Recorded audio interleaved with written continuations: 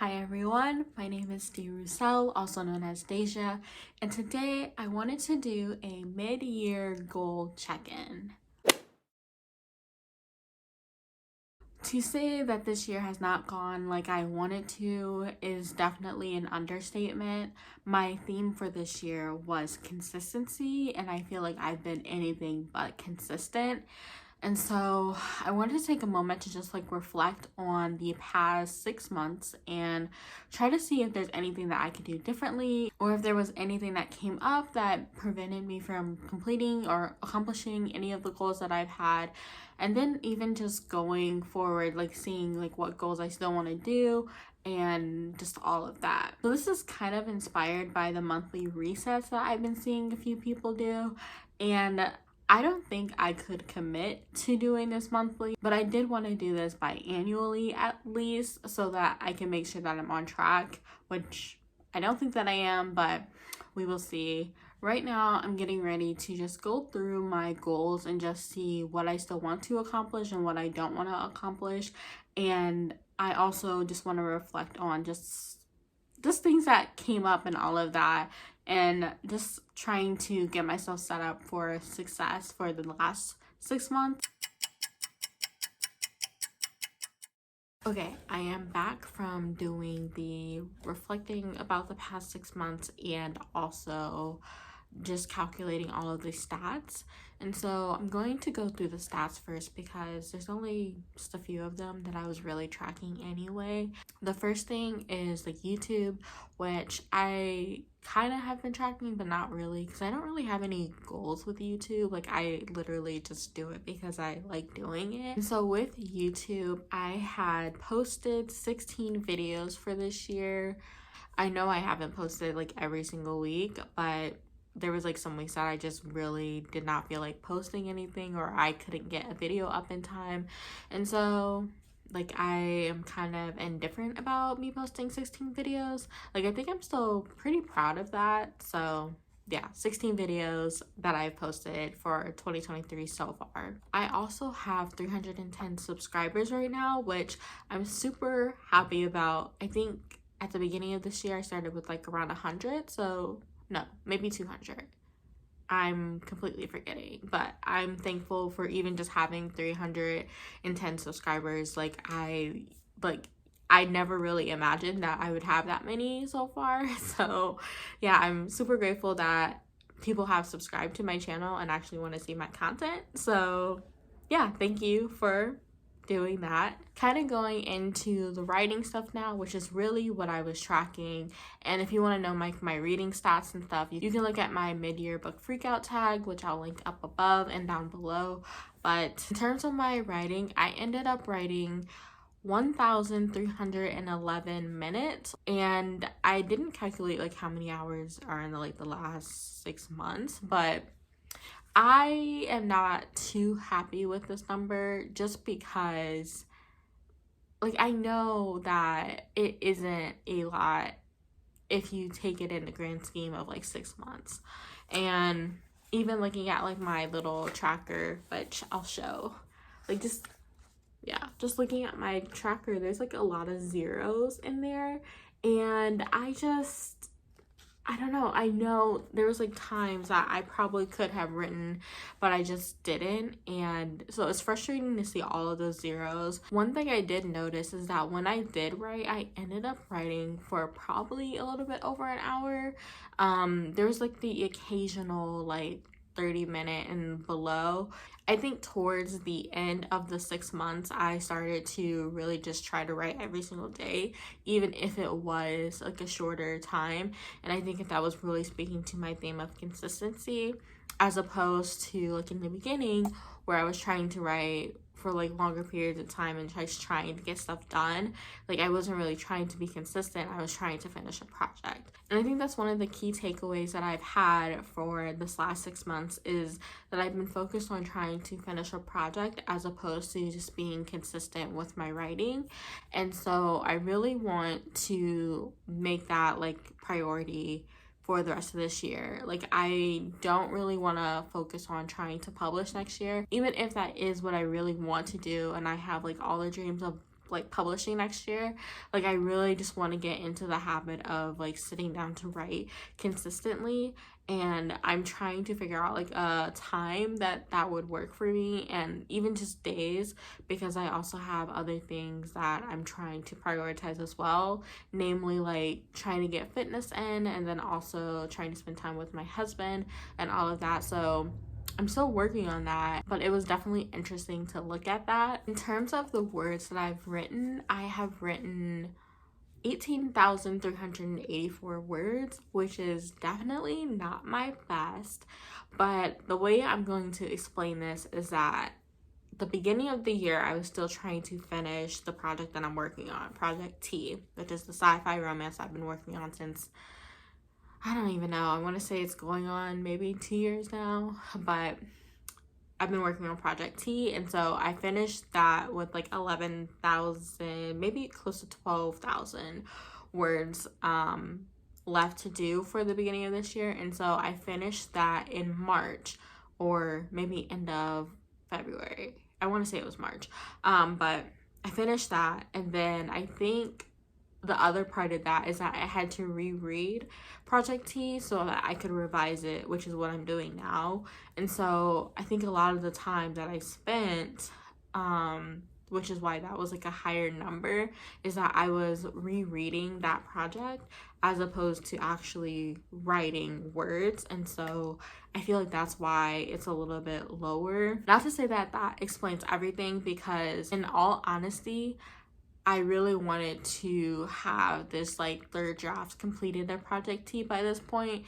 Like I didn't expect the reread to take me so long, and I didn't expect the actual like finishing of the draft 2 that I was working on at the beginning of this year. I didn't expect that to take that long.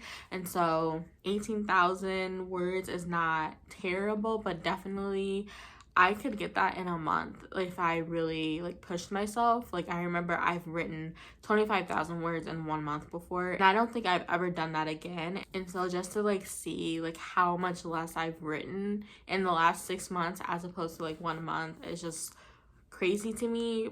But I'm also trying to give myself grace. And so now let me go into the goals that I said I wanted to complete by the end of this year.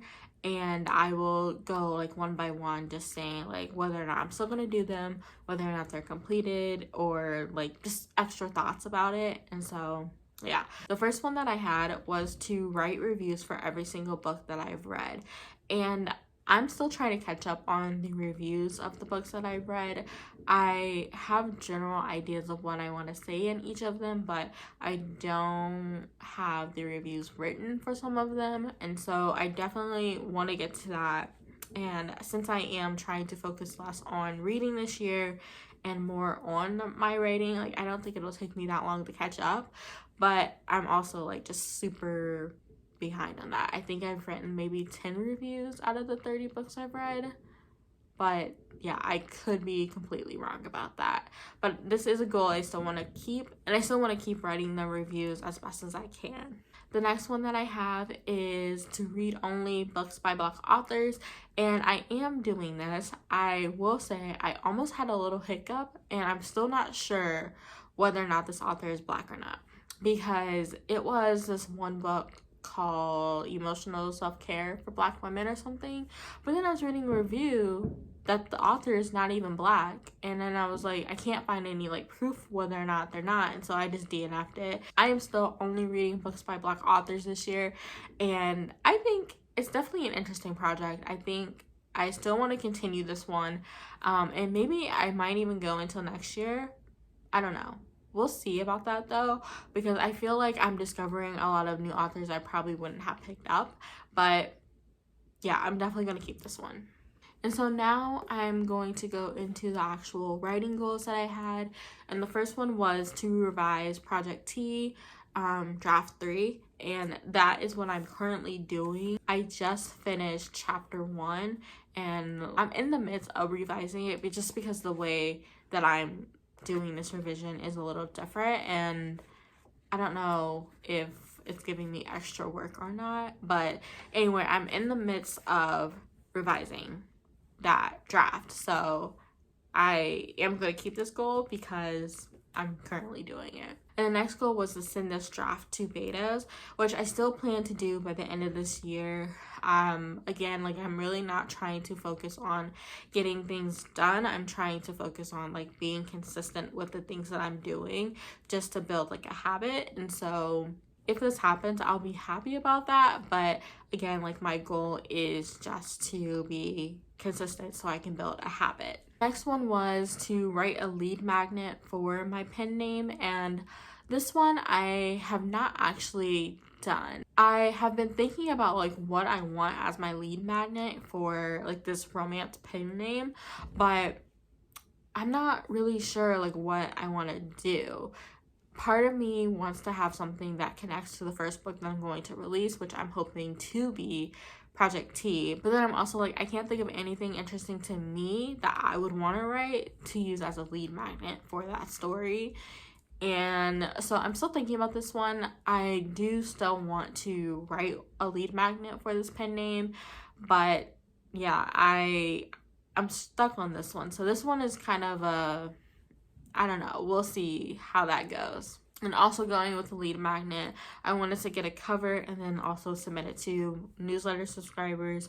But again, this is we'll see how it goes. And for my Roussel pen name, I also wanted to get a lead magnet done, as well as get the cover and publish it to newsletter subscribers. For this one, this is just something that I haven't done yet. I have a story that I think is going to be my lead magnet for my Roussel pen name, but the problem is I don't want to have that one published yet until I know how it connects to the broader world of the books that it's set in. And so this one is like a double-edged sword. Like, I have a story that I've written like a few years ago that I still think is like pretty good and really reflects like what my Roussel pen name would be, but I don't want to publish it yet because I don't think it's because of fear. Like, I literally think it's just because I want to explore that world first and get the details right before I give it to the public, because I don't want to be like stuck in like